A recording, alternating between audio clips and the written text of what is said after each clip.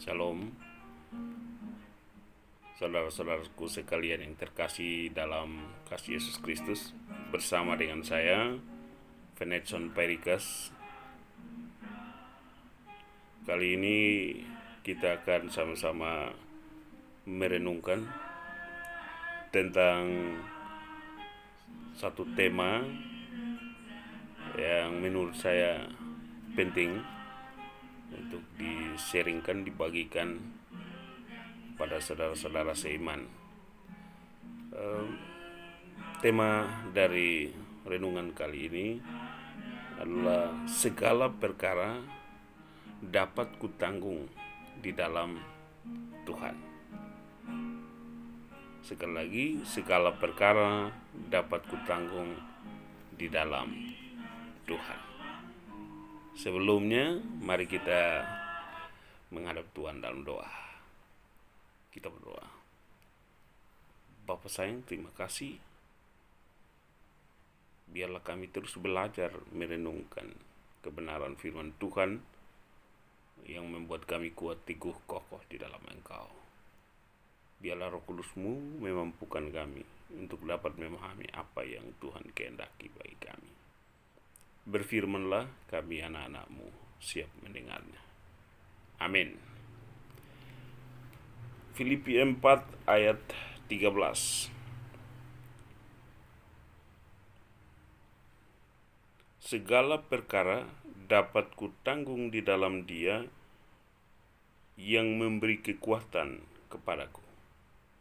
Sekali lagi, segala perkara dapat kutanggung di dalam Dia yang memberi kekuatan kepadaku.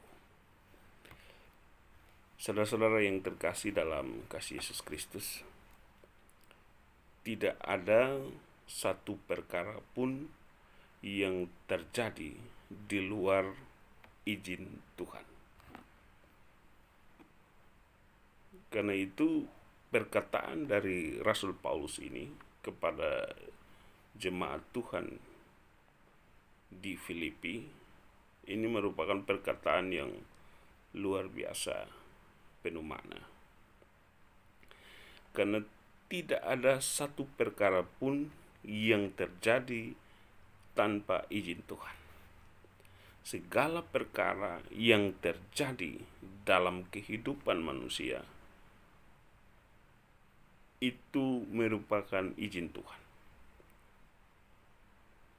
Dan karena itu perkataan Rasul Paulus kepada jemaat Tuhan di Filipi yang menyatakan bahwa segala perkara dapat kutanggung di dalam Dia yang memberi kekuatan kepadaku. Ini merupakan perkataan yang patut direnungkan secara mendalam. Memang tulisan ini atau nats ini ditujukan kepada jemaat Tuhan yang ada di Filipi. Konteks pada tulisan pada saat itu berbicara tentang pemberian jemaat Tuhan yang didapatkan oleh Paulus sebagai hamba Tuhan. Dan pemberian ini disyukuri oleh Paulus. Dalam konteks ayat sebelumnya, kalau kita melihat di ayat yang ke-12, saya akan membacakannya bagi kita. Aku tahu apa itu kekurangan, dan aku tahu apa itu kelimpahan. Dalam segala hal dan dalam segala perkara, tidak ada sesuatu yang merupakan rahasia bagiku, baik dalam hal kenyang maupun dalam hal kelaparan, dalam hal kelimpahan maupun dalam hal kekurangan. Nah, di sini Paulus ingin menjelaskan bahwa keadaan kenyang, keadaan yang lapar, dua keadaan yang dialami oleh manusia dalam kehidupan. Keadaan yang menyenangkan dan keadaan yang tidak menyenangkan. Dualisme ini terjadi dalam kehidupan manusia. Selalu terjadi. Sebagai manusia, selagi kita masih hidup, kita akan berhadapan dengan dua keadaan ini. Susah, senang, sehat, sakit, baik, buruk, ya. Semua keadaan itu ternyata jangan sampai membuat kita merasa bahwa kita sendiri yang menanggungnya tanpa kehadiran Tuhan di dalam segala keadaan itu. Jadi maksud dari ungkapan atau nats ini, segala perkara ini menunjukkan bahwa apapun yang terjadi di dalam diri manusia, ya, apapun yang menimpa manusia dalam keadaan sehat maupun sakit, susah maupun senang, ya, sedih maupun tertawa, atau apapun yang terjadi, segala perkara itu bisa ditanggung, hanya bisa ditanggung, ya, di dalam Tuhan. Di dalam Tuhan. Nah, apa yang terjadi kalau orang menanggungnya di luar Tuhan? Apa yang terjadi kalau orang menanggung perkara hidupnya di luar Tuhan? Yang pertama adalah itu berarti dia tidak pernah mengharapkan Tuhan hadir untuk menjadi jawaban. Dia tidak menjadikan Tuhan sebagai satu-satunya penolong dalam segala pergumulan hidup. Saudara-saudaraku yang terkasih dalam kasih Yesus Kristus, kekuatan itu hanya ada di dalam Tuhan. Kita manusia ini terbatas. Kita tidak mungkin bisa menolong diri kita sendiri tanpa Tuhan. Karena itu kita membutuhkan Tuhan. Kita juga membutuhkan sesama. Kita membutuhkan solusi, jalan keluar dari Tuhan untuk menyelesaikan masalah-masalah kita. Segala perkara dapat kutanggung di dalam Dia. Ini menunjukkan bahwa kita tidak boleh memisahkan perkara apapun dengan Tuhan. Semua perkara itu harusnya dipahami, didoakan, digumuli di dalam Tuhan, bersama Tuhan. Apapun itu, sekecil apapun, sebesar apapun, sesulit apapun, segampang apapun, segala perkara ini menunjukkan bahwa seluruh totalitas kehidupan kita, itu harusnya dijalankan di dalam Tuhan, bersama dengan Tuhan. Bagaimana caranya? Bagaimana kita tahu bahwa kita sedang menjalankan kehidupan kita bersama dengan Tuhan? Saudara-saudaraku yang terkasih, Tuhan Maha Kuasa. Dia Alfa dan Omega. Dia yang awal dan yang akhir. Dia ada dalam seluruh tatanan proses kehidupan kita. Dia ada di dalam seluruh pergumulan hidup kita. Dia ada di dalam seluruh pengharapan kita. Dia ada di dalam setiap apapun yang kita lakukan, di awal, pertengahan, sampai akhir. Karena itu betapa pentingnya kita menghadirkan Tuhan. Bagaimana cara menghadirkan Tuhan? Bahasa ini dari konteks manusia, sikap tindakan manusia. Otomatis sudah pasti bahwa Allah Maha hadir. Lalu bagaimana dengan bahasa saya tentang menghadirkan Tuhan? Ini bahasa simbol. Dalam arti bahasa manusia. Bahasa keberadaan kita. Manusia sering sekali sedih, bingung,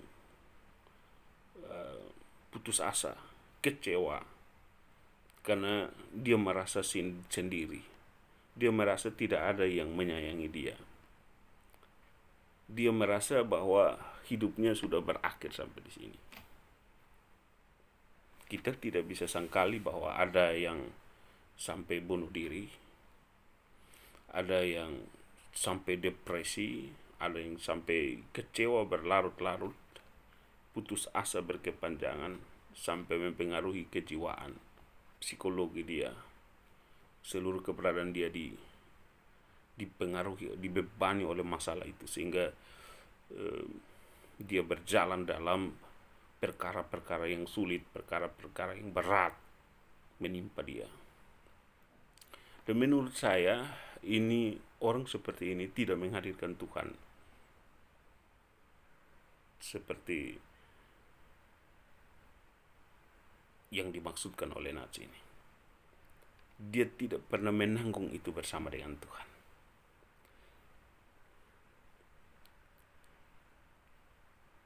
Saudaraku, kita mengikuti Tuhan, kita percaya kepada Tuhan, kita berjalan bersama dengan Tuhan, bukan berarti kita bebas dari masalah. Masalah pasti ada datang. Tapi cara pandang anak-anak Tuhan itu berbeda dengan cara pandang orang-orang yang tidak punya pengharapan.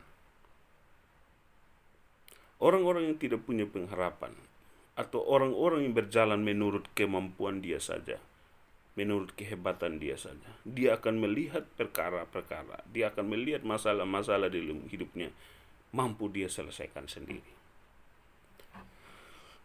Pada saat dia tidak mampu untuk menyelesaikannya, pada saat itulah dia mulai mengalami kegoncangan. Sehingga cara menyelesaikan masalah itu menjadi salah. Saudara-saudaraku yang terkasih dalam kasih Yesus, Nats ini mengajak kepada kita, firman Tuhan ini datang kepada kita, bahwa kita harus menanggung segala perkara, apapun itu di dalam Tuhan. Perkara berat, perkara ringan, perkara sulit, perkara gampang. Kecenderungan kedua,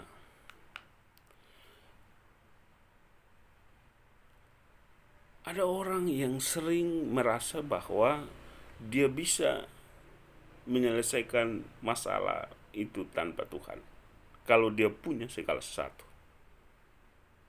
Jadi bagi dia, kekayaannya, kepintarannya, kelebihan yang dia miliki, kualitas hidupnya, profesi dia, jabatan dia, dan segala hal yang dia miliki secara jasmani itu bisa menolong dia menyelesaikan segala perkara. Menurut saya ini tidak salah. Tetapi menurut saya, tetap dia harus menghadirkan Tuhan di dalam setiap perkara. Termasuk semua yang dia anggap bahwa dia sanggup. Mengapa demikian?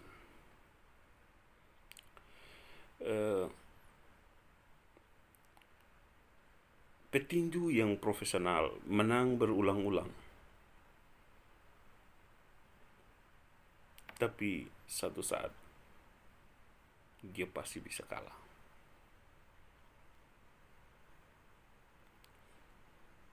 Artinya perkara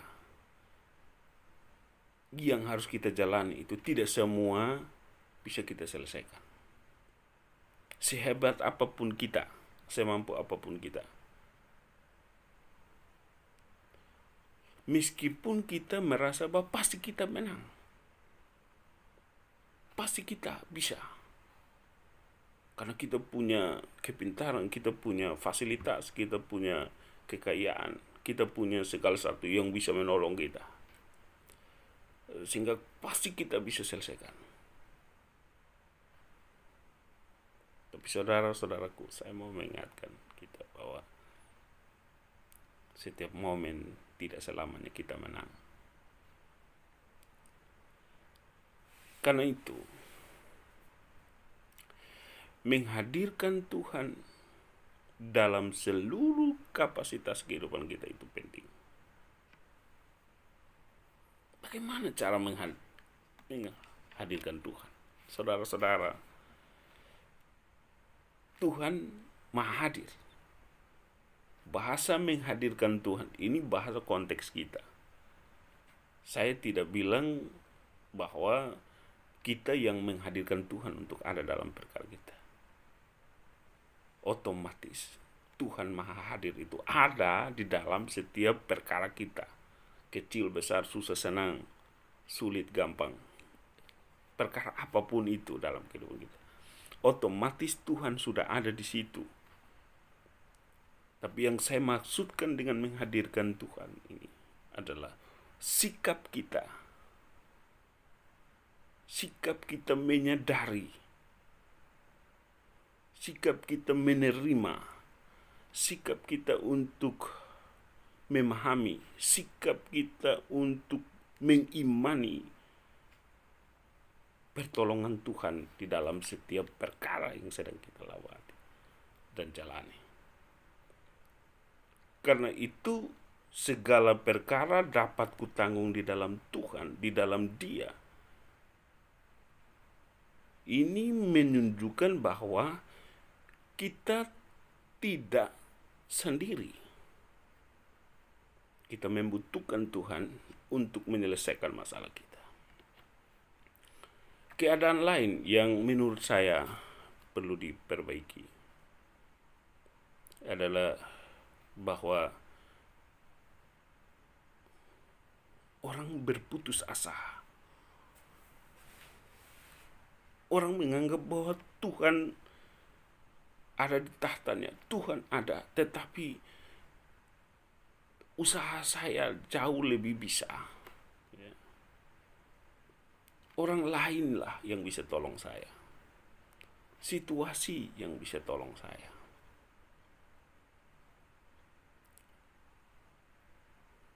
Tuhan tidak bisa mengubah situasi.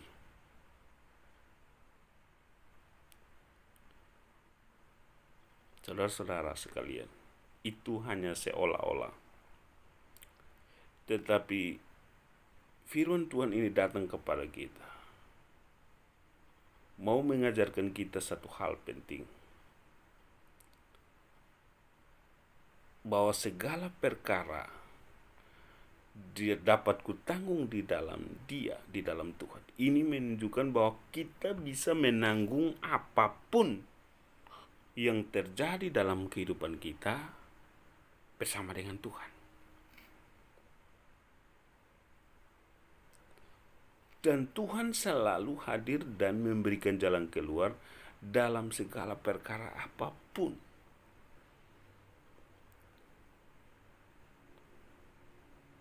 Nah, karena itu kita tidak bisa mempertanyakan Tuhan, atau menganggap remeh Tuhan, atau mengabaikan Tuhan dalam segala perkara yang kita jalani. Nah, apa sikap yang paling benar? Sikap yang paling benar adalah sadar betul bahwa Tuhan yang memberikan kehidupan kepada kita, Dia yang menciptakan kita, Dia yang mengizinkan segala perkara terjadi dalam hidup kita. Dia jugalah yang memberikan jalan keluar. Dia jugalah yang memberikan kepada kita kemampuan, kesanggupan untuk melewati perkara-perkara yang sedang kita jalani. Tuhan punya otoritas penting di dalam keberadaan perkara hidup kita. Jadi perkara hidup kita, apapun itu, Tuhan ada di sana. Dan Tuhan bisa menjadikan perkara itu menurut kehendaknya, bukan kehendak kita. Yang menjadi persoalan adalah kita memakai kehendak kita, pikiran kita, apa yang kita punya, apa yang kita miliki, kekayaan kita, kelebihan kita, untuk dipakai menyelesaikan perkara itu tanpa menghadirkan Tuhan, tanpa menganggap Tuhan ada. Karena kita sendiri bisa menyelesaikannya. Ada lain pemahaman bahwa Tuhan kan sudah kasih saya kepintaran. Tuhan kan sudah kasih saya kekayaan. Tuhan kan sudah kasih saya jabatan. Tuhan kan sudah kasih saya segala sesuatu. Ya, tidak perlulah saya menghadirkan Tuhan lagi.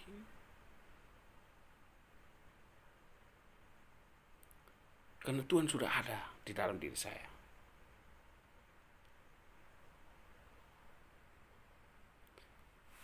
Saudara-saudara sekalian, ini kan pemikiran yang menurut saya perlu dikaji ulang.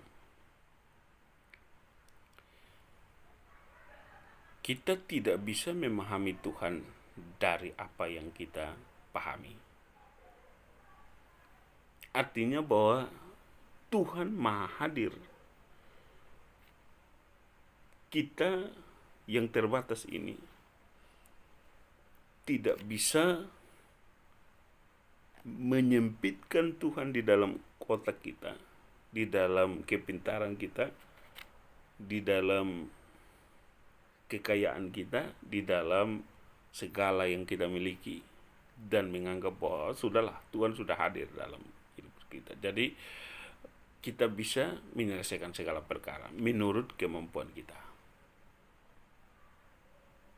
Ingat bahwa sekali lagi firman Tuhan menyatakan bahwa segala perkara dapat kutanggung di dalam Dia yang memberi kekuatan kepadaku.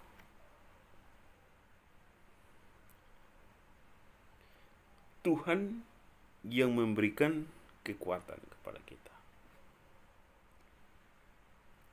Segala yang kita miliki, kepintaran, kekayaan, jabatan, kehormatan, itu memang milik kita.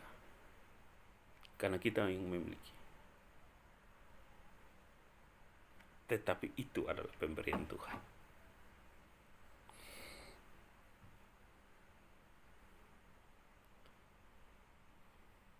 Dia yang memberikan kepada kita kekuatan itu. Dia yang memberikan kepada kita kepintaran itu, kecerdasan itu, segala sesuatu itu, untuk kita dapat menyelesaikan masalah. Kelihatannya hampir sama dengan bahasa yang menyatakan bahwa kok segala sesuatu milik Tuhan. Jadi saya sudah menyelesaikan menurut saya punya kemampuan, menurut apa yang saya bisa buat. Kelihatannya sama, tapi menurut saya berbeda. Yang benar adalah Tuhan yang menyelesaikan masalah itu, yang menyelesaikan perkara kita. Karena segala perkara dapat kutanggung di dalam Dia, bukan dibalik ya. Kita bisa menanggung banyak perkara di dalam Tuhan yang memberi kekuatan kepada kita.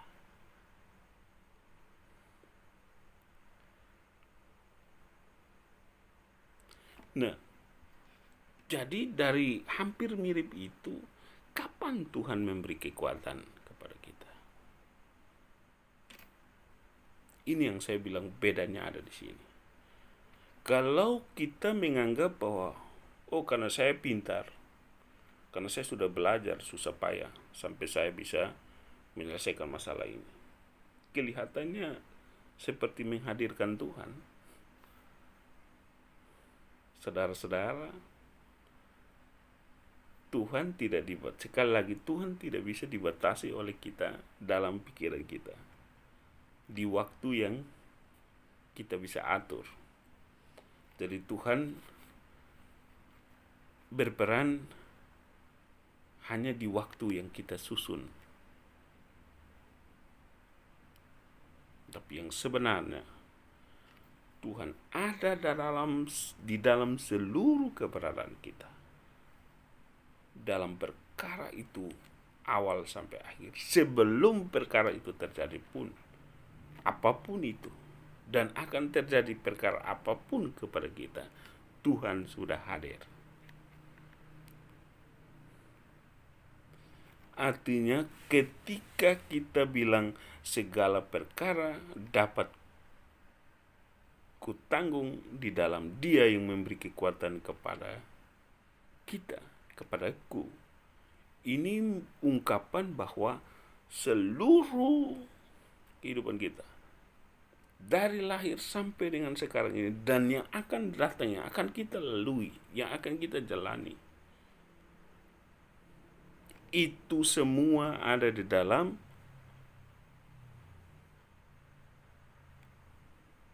kehendak Tuhan. Apapun yang menimpa kita, apapun yang menjadi perkara kita,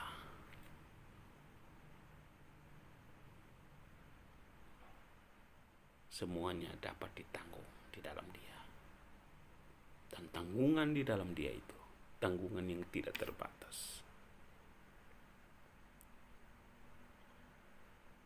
Jadi jangan pernah merasa sendiri, jangan pernah merasa hebat, jangan pernah merasa lebih luar biasa. Karena Tuhan ada di dalam seluruh keberadaan kita. Dan Dia akan menyertai seluruh keberadaan kita secara penuh. Saya mau akhiri dengan satu ilustrasi. Ada 3 orang yang ingin melakukan perjalanan. 3 orang ini sepakat untuk berjalan bersama-sama. Dalam perjalanan mereka bersama-sama,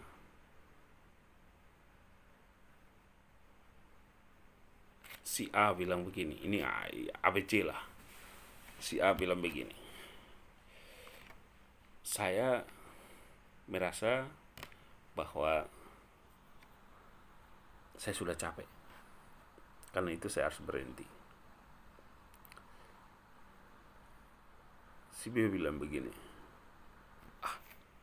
kalau kamu capek, saya masih merasa kuat, saya ingin berjalan terus. Lalu si C bilang begini, saya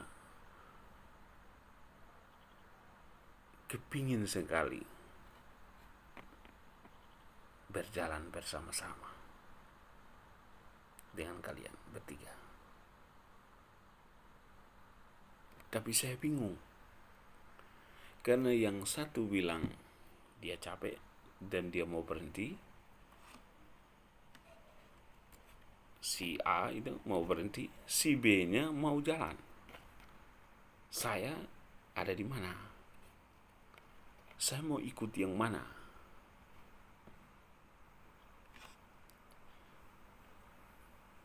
Si A bilang begini, ikut saya saja. Kita berhenti dulu, nanti baru kita jalan.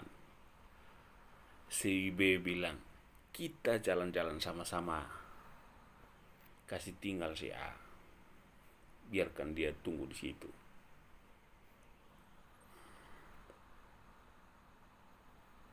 Pertanyaannya, kalau kita berhadapan dengan satu perkara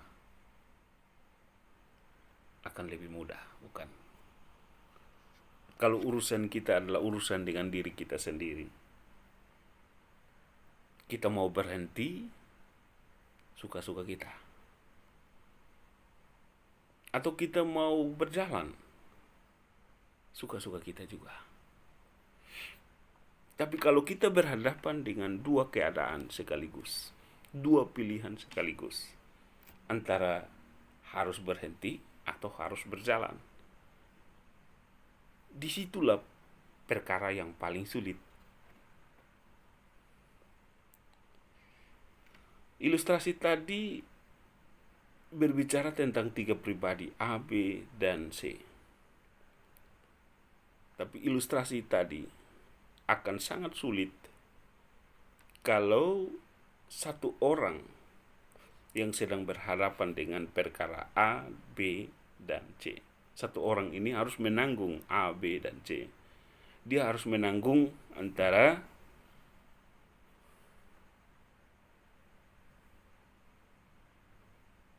berhenti karena capek, tetapi di sisi lain dia harus berjalan karena dia harus mencapai tujuan. Tapi di sisi lain dia ada dalam kebingungan antara berjalan atau berhenti.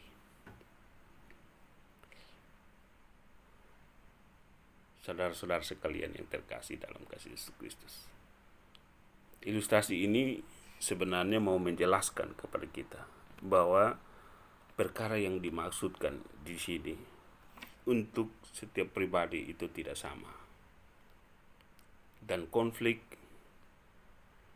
tadi saya hanya memberi contoh bagaimana tiga keadaan ini ada di dalam diri seseorang. Semakin bertambahnya usia manusia, dia akan bertemu kembali dengan masalah yang beragam. Ketika dia masih kecil, dia hanya tahu menangis. Ketika dia menangis, maka orang tuanya sudah memenuhi apa yang dia mau. Tapi ketika dia semakin besar, semakin dewasa, dia akan menanggung beban bukan dirinya sendiri lagi, tapi dia akan menanggung begitu banyak perkara, beban. Tantangan waktu SD, PAUD, SD, SMP, SMA, kuliah, sampai dengan bekerja, berumah tangga, semakin beragam, semakin berbeda, semakin sulit. Itu baru tantangan dari satu orang pribadi. Belum lagi tantangan-tantangan sakit penyakit, persoalan-persoalan lain yang dari luar atau dari dalam menimpa. Manusia sedang berhadapan dengan perkara yang rumit dan kompleks, perkara yang banyak, perkara yang besar.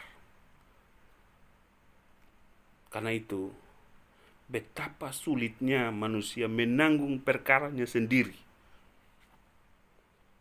tanpa Tuhan. Rasul Paulus sedang mengingatkan hal yang penting dan paling mahal bagi jemaat Tuhan yang ada di Filipi, bahwa kalau engkau mau menanggung kehidupanmu sendiri,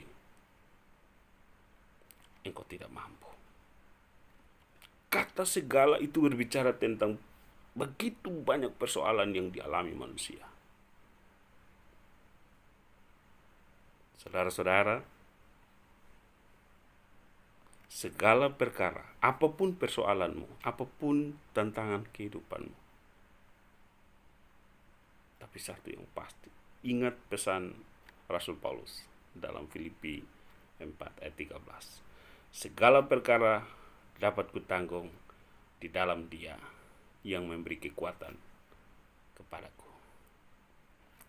Bersama dengan Tuhan, menghadirkan Tuhan dari sisi jasmani dan dari sisi rohani dan dari sisi keadaan apapun, kita tahu bahwa kita tidak sendiri. karena Tuhan ada bersama dengan kita. Itu sikap kita. Dan percayalah bahwa segala perkara dapat kita tanggung bersama dengan Tuhan. Perkara yang banyak, perkara yang sulit, perkara yang merepotkan, yang menyulitkan. Kehidupan ini penuh dengan perkara. Satu orang yang bertanya, mungkin kita bisa jawab. Tapi semakin banyak yang bertanya, kita akan kesulitan untuk menjawab. Karena otak kita tidak sanggup untuk menjawab banyak pertanyaan. Apalagi kalau masing-masing pertanyaan itu semakin berat, semakin sulit di bagian bidang yang tidak kita kenal dan tidak ketahui. Saudara-saudaraku, kiranya firman Tuhan ini menolong kita untuk menyadari satu hal, bahwa hanya Tuhanlah yang dapat menjadi sumber jawaban, sumber pertolongan, sumber berkat bagi setiap perkara kehidupan yang sedang kita jalani, sebelum, sementara, maupun yang akan datang, yang akan kita lewati. Kiranya pergumulanmu, kiranya pergumulan kita bersama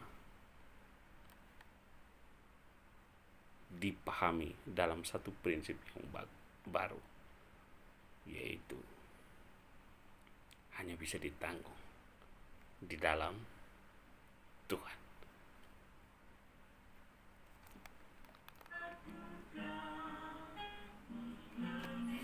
Hanya Dia yang mengerti seluruh keberadaan kita, karena Dia perancang hidup kita. Dia yang menginginkan kita ada dan menjanjikan